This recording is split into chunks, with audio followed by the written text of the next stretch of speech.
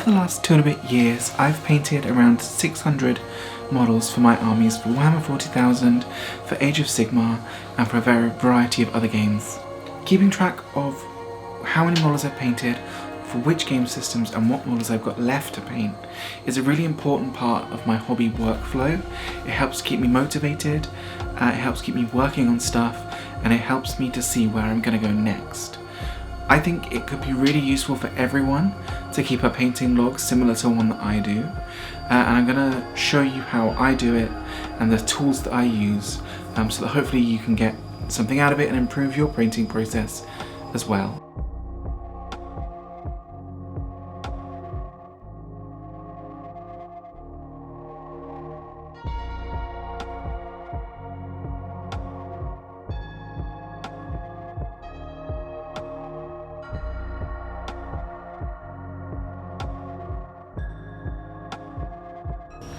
There are two really important pieces of the puzzle when it comes to how I track my miniature painting.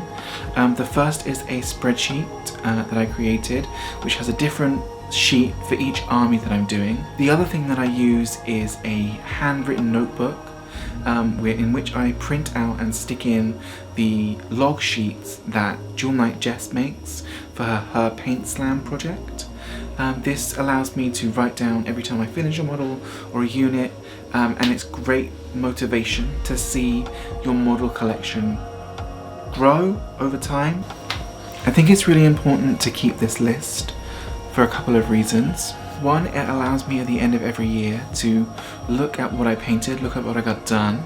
I often get out all of the models at the end of a year and say, wow, look at this amazing collection that I managed to paint this year. And two is, it really helps keep me motivated.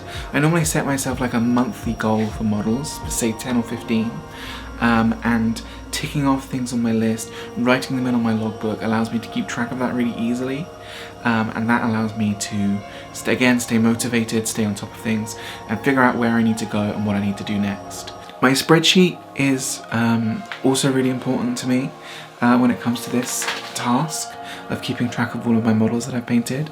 I've got a sheet for each army that I do, as well as things like side projects, so little forces. So for instance, if we looked at the Ultramarines project, we can see that a certain number of models would be in green, and a certain number would be in yellow. The green models being models that I've finished, the yellow models being ones that I have yet to paint, and the blue models being ones that I want to buy in order to play a particular army list or just for painting.